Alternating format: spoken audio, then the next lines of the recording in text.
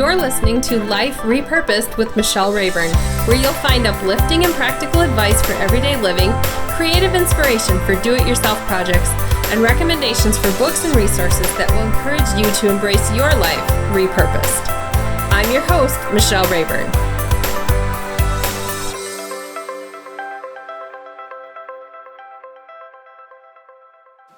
Welcome to episode 7, where we will be talking about priorities and determining what really matters.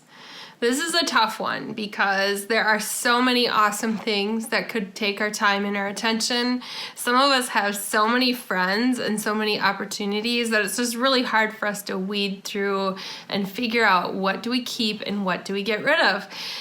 Sometimes for me, I feel guilty if I make the priorities that I think are best for me, but it excludes some activities or some people.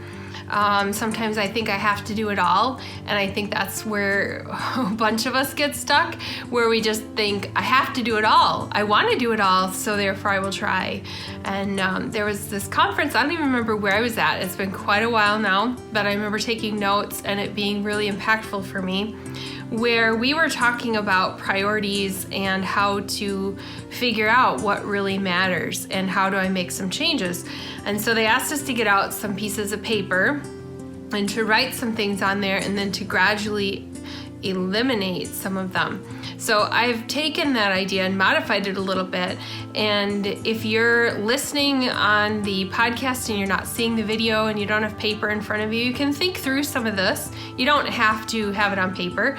However, if you were to do this exercise later on your own and put it on paper, you're going to find that it's so much more meaningful if you can visually see how you can make decisions, how visually you can see that sometimes you have to remove something from your life, remove something from your list of to-dos in order to focus on what really matters. And ultimately, it doesn't matter what other people think of you. And I know I tell myself that, and then I get in the middle of it and I still feel guilty. So I am right with you on this. I totally get it. But just to know that we're in that process of discovering that what matters for me and what's important for me is what I need to focus on, and it is nobody else's business really what's happening in my life if it means I'm trying to focus on what really matters. I know that sounds harsh, but it's really true when it comes to figuring it out. So if you are following along and you want to go ahead and do this exercise right now, do it. Otherwise, if you're sitting somewhere and you're listening on your smartphone and you want to go ahead and open up notes and just write a list of 6 things, otherwise grab 6 pieces of paper. Could be scrap paper, could be a napkin, could be a sheet of blank paper, could be a gum wrapper for all I know.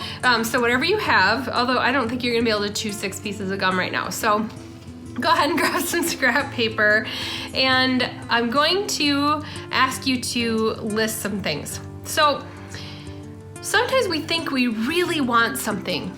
We really want a job, we really want a promotion, we really want a new smartphone or a smartwatch or a car or a house. And we don't really think about what we have to sacrifice in order to make that happen. For me, getting a different house would mean figuring out how to work different hours, more hours, and that would take me away from the people that I want to be with right now. So if I have to work more hours to make more money or work a different job to make more money to achieve that thing that I think I want so much, I don't know if it's worth the trade-off, and this helps you figure it out. So what I want you to do on those 6 pieces of paper is list the things that I'm going to talk about right now. Now, you might need some moments to figure it out. So good news, you're on video or you're on a podcast or you're reading on the blog, and you can go ahead and pause and figure out what you want to write down and then move on. So get the pause button ready if you need to so that you can do this. So what I want you to do on the very first paper is write God and my relationship with Jesus.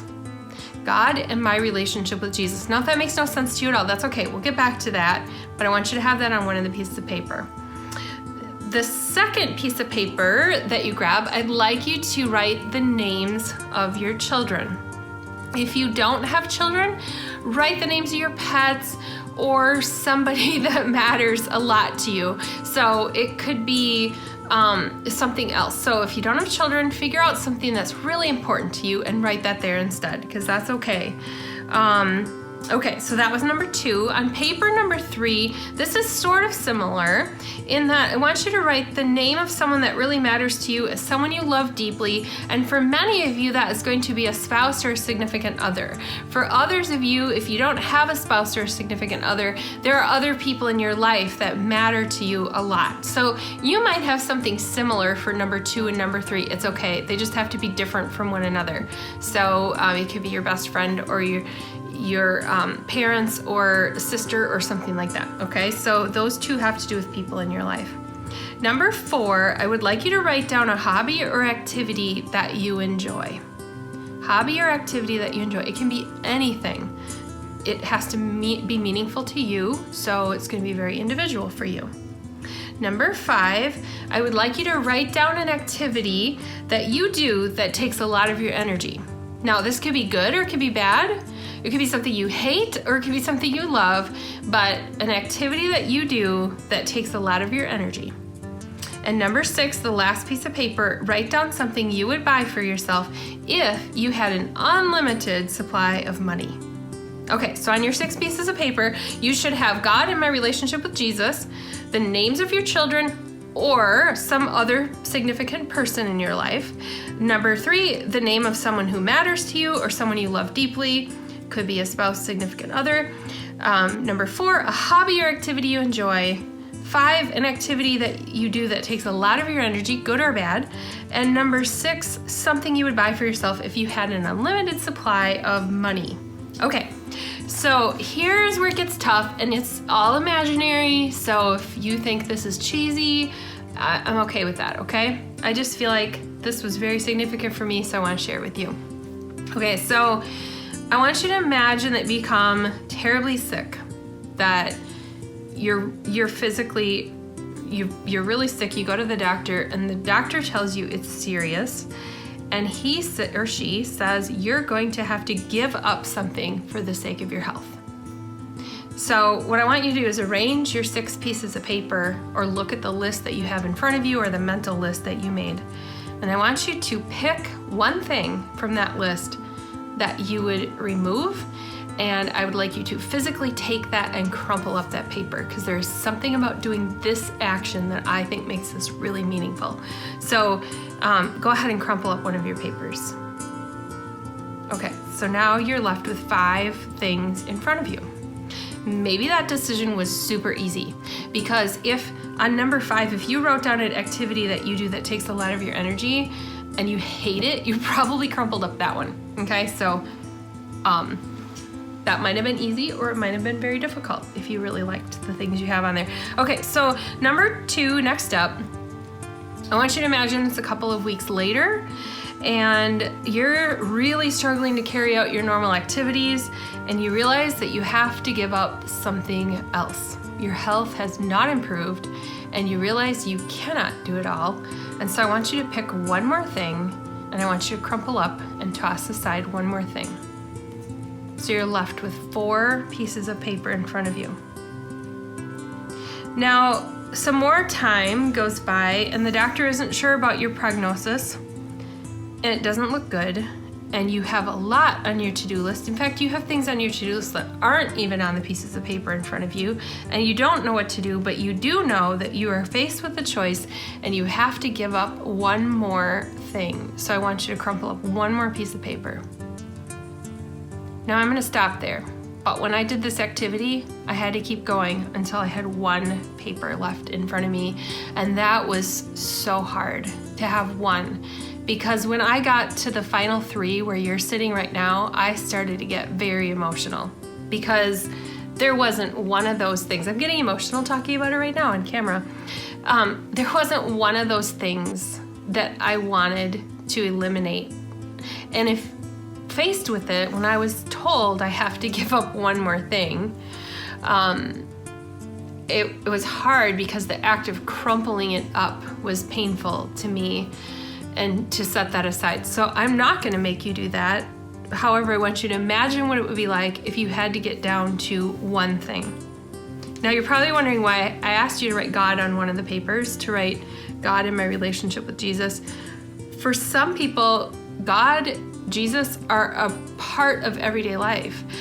And for other people, it's just not something you think about. And so for you, it may have been when it would be your last paper left, and for others, it might be the first one gone, because it is wherever you are. And you might say, well, I don't really have any connection to God, so I can give that one up right away. It really depends on where you are. And the only reason that I wanted you to include that is because sometimes when we're faced with a choice and we have to eliminate something and we have to simplify and we have to figure out what really matters, it shifts. And sometimes there's this moment where I see that piece of paper and I think, I don't have any connection to God right now, but I'm wondering if I got down to the very last one, if I would really hope I had a connection with Him, because I don't know what I would have left. So I gave you that one as something to just think about, because for me, I feel like my faith in God is what holds me together when everything else falls apart. And there's a story of a man in the Bible named Job, who everything did fall apart. He lost everything.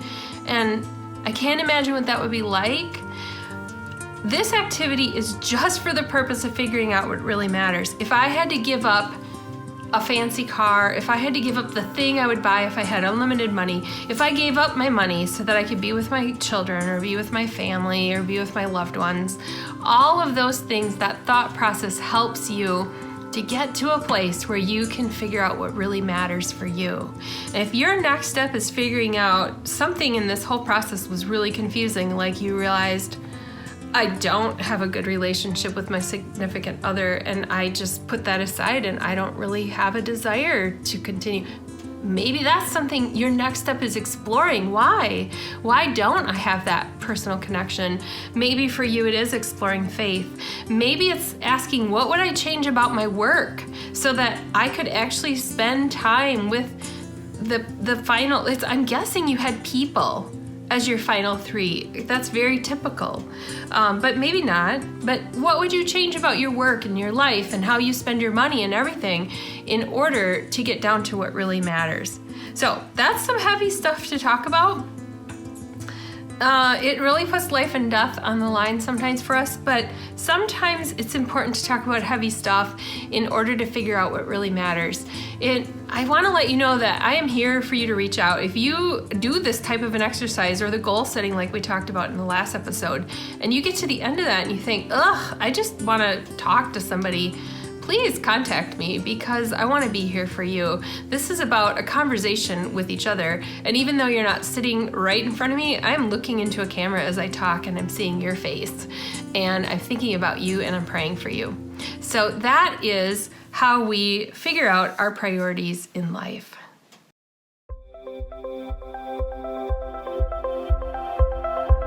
In our Life Repurpose section, I want to talk about, do I have too much? Now, we have talked about this in another episode, and I totally understand that, but this connects to the activity that we just talked about in the first part of this episode, where we look at what really matters. And when it comes to possessions, we have a very similar challenge in that we could think of a hypothetical question of, if I lost everything that I own, what would be the thing that I would miss the most? If I lost everything in a fire, I lost everything in a flood, it was all taken away, are there a couple of things that I would wish I still had, or do I have a lot of stuff that I wouldn't miss at all?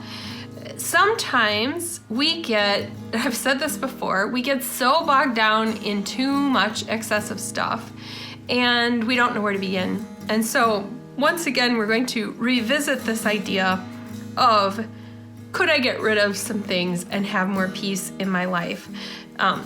Sometimes we hold on to things because we wasted a ton of money on it and we feel buyer's remorse, but we feel like if I spent this much money on this thing, I'm gonna have to keep it.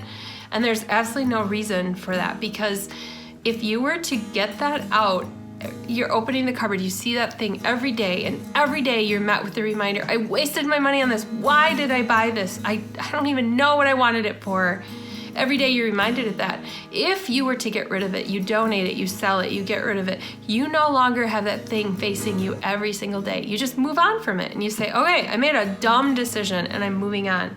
That's why purging can be so valuable, because you get to a place where you're like, okay, I'm only surrounded by the things that I am happy I bought, and I wasted some money, but it's okay, I've moved forward. So what if you had to get rid of 75% of your stuff? What if, just like the paper challenge we just took, you had to go through and you had to pile up 75% of your stuff, and you could only keep a little bit? What would really matter? And what would you miss the most?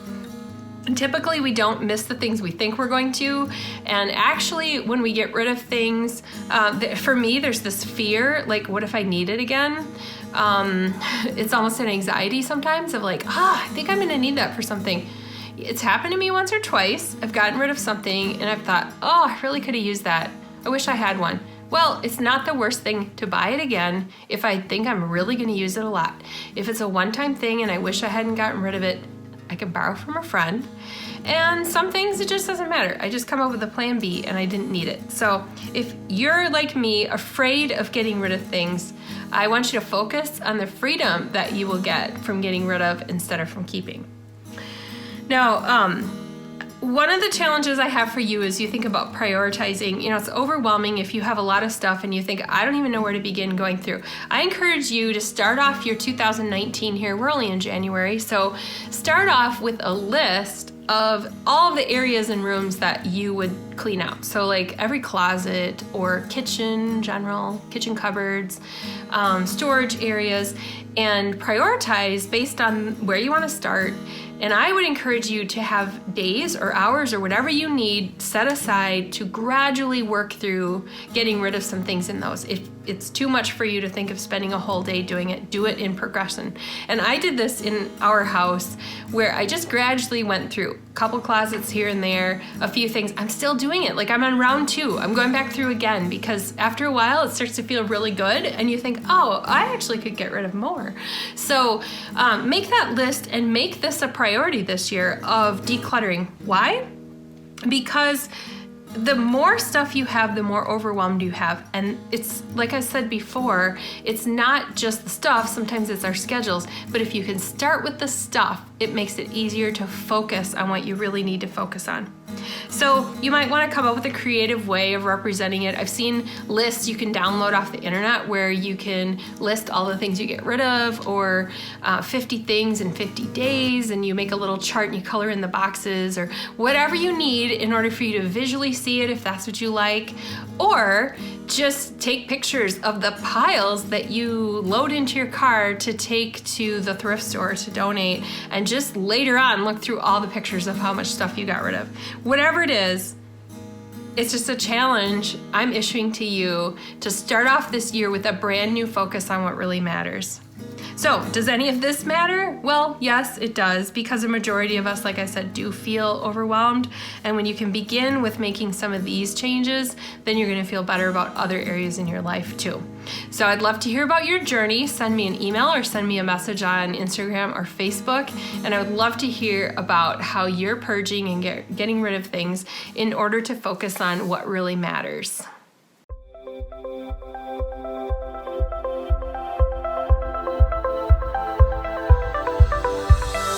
In our final section, I want to talk about recommended reading. I always like to give you something. So if you're someone who likes to read, I want to give you some resources. I thought about recommending Marie Kondo's book about the magic of tidying up. I can't remember the actual name of it, I'm sorry.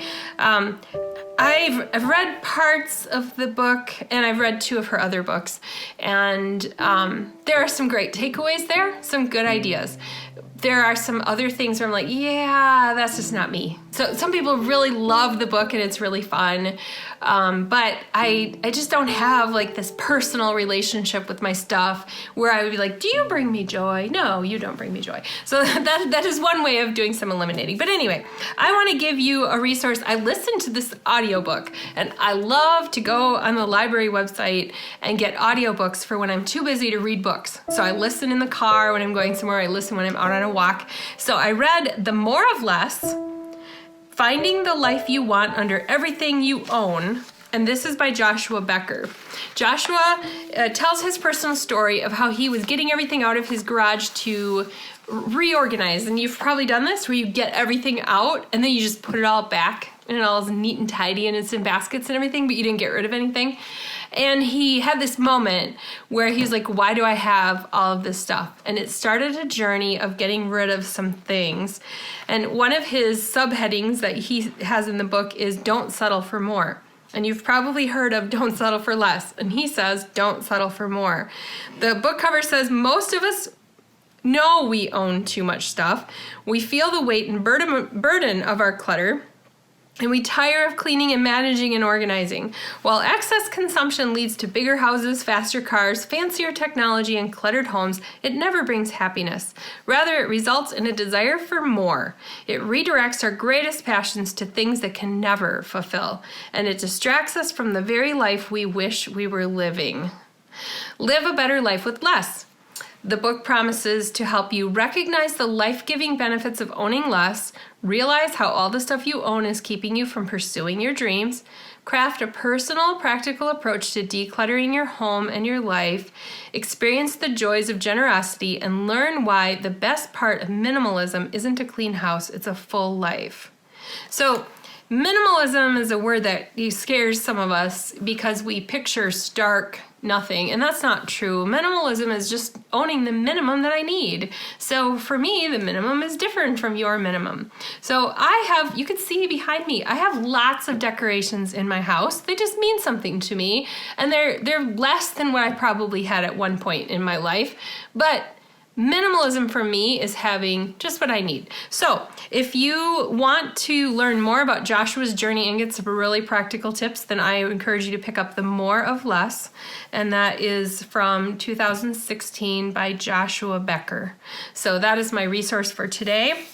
If you're looking for finding links and show notes, you will find a post on my website at michellerayburn.com/7 for episode 7. So just /7, really easy to find. You will also find other resources on my website. You'll find my books. You will find links to my social media channels where I would love to hear from you. So stop by and say hello. Have a nice day.